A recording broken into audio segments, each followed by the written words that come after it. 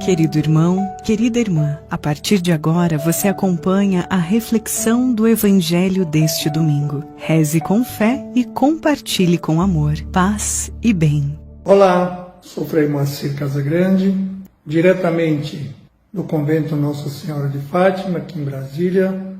Venho fazer a reflexão. Meu irmão, minha irmã, estamos celebrando neste domingo a festa de São Pedro e São Paulo, as colunas da igreja. Na festa de São Pedro e São Paulo, nós celebramos também o dia do Papa, nosso novo Papa, Leão XIV, que Deus nos concedeu para coordenar, para dirigir a igreja nesse período, até quando Ele quiser. Nós estamos olhando aqui o primeiro texto da primeira leitura, de Atos dos Apóstolos, nos apresenta João e Pedro indo para o Templo de Jerusalém para a oração das 3 horas da tarde. Encontra na frente da porta um paralítico pedindo esmola. João e Pedro não têm dinheiro para oferecer, só tem a fé, tem a graça do Espírito que receberam. E o que eles fazem?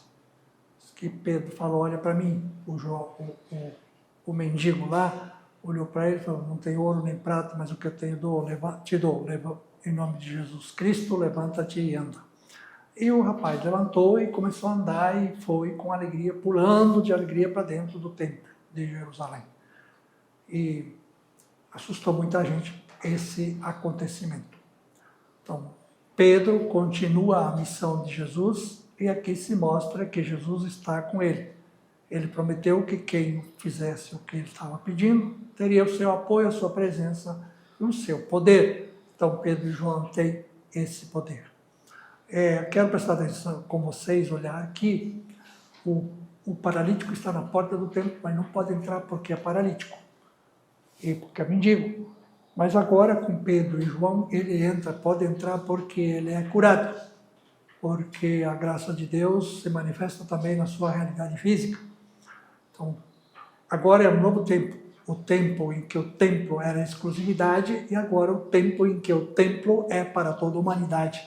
Indiscutivelmente, quem quiser, quem estiver à disposição, quem aderir, vai estar nesse templo, vai entrar nesse templo. No templo mesmo é Jesus e Ele quer morar no templo que sou eu, que é você, cada um de nós.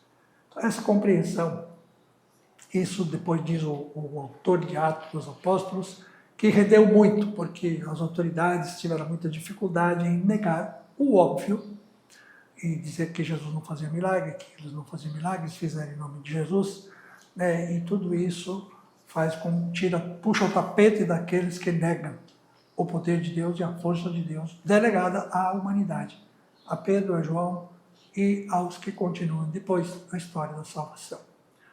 O Salmo 33, 34 diz assim, de todos os temores me livrou o Senhor Deus. Esse é o refrão do Salmo. Ele livrou, Ele livra e continuará livrando sempre. Mas é preciso que haja uma adesão da minha parte, uma confiança, uma entrega, para que Ele possa atuar, ou para que Ele atue em mim, porque Ele não atua sem a minha licença, sem a minha anuência, sem a minha vontade, sem a minha disposição.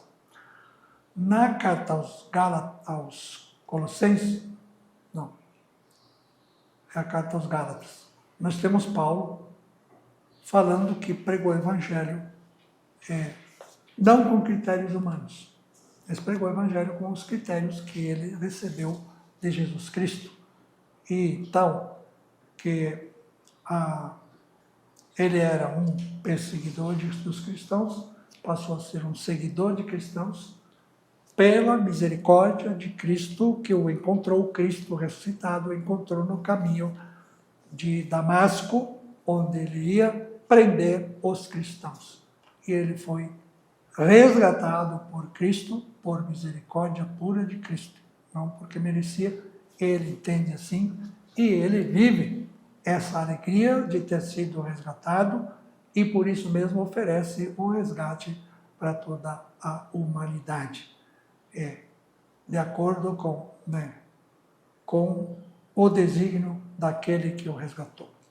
O evangelista João, no capítulo 21, nos apresenta aí, depois da famosa pesca, porque Jesus chamou Pedro, André, Tiago e João, lá da beira do mar, de pescador de homens, ou de pescador de peixes, para pescador de homens.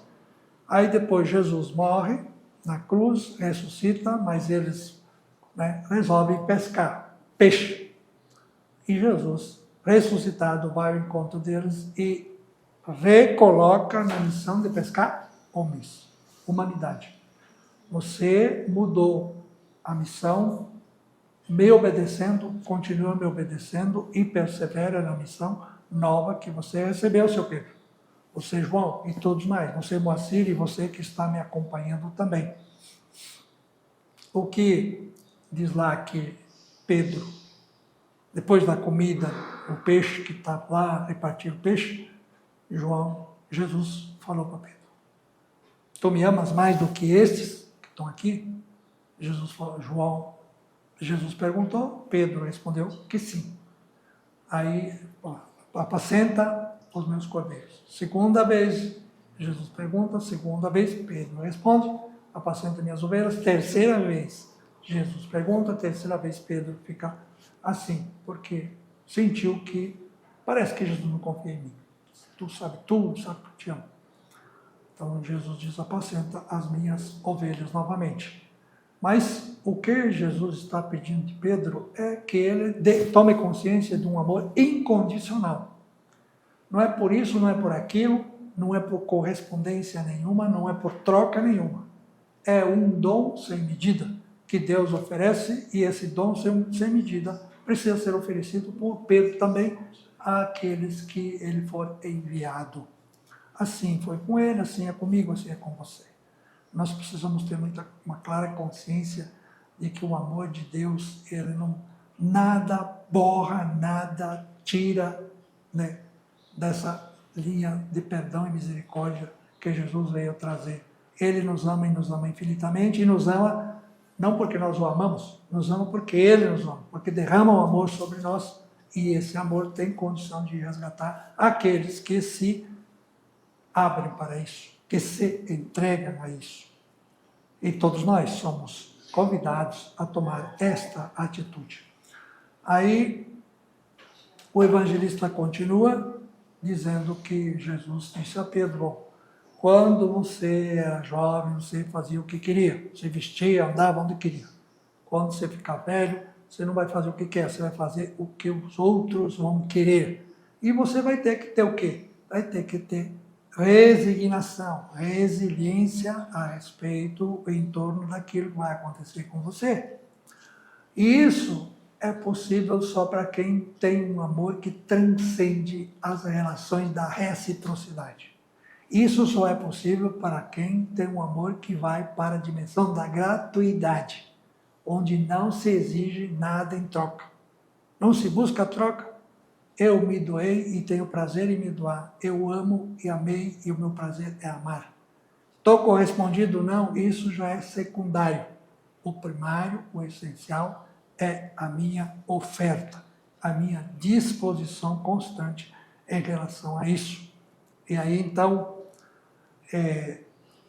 outra coisa que acontece é que às vezes a gente se dá ao máximo. Aí depois, quando precisa, aí também quer o máximo.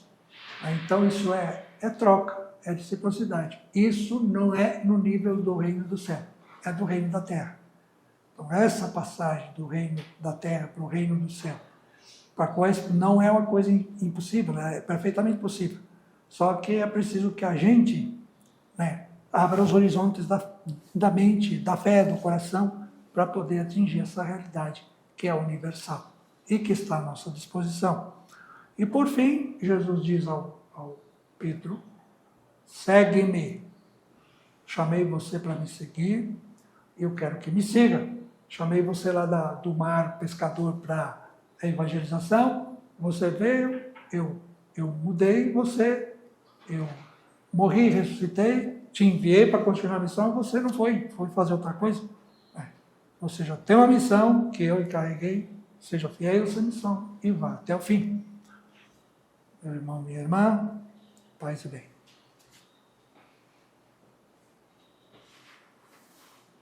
Você acabou de ouvir mais um programa da Capcast, Central de Podcasts dos Capuchinhos do Brasil. Paz e bem.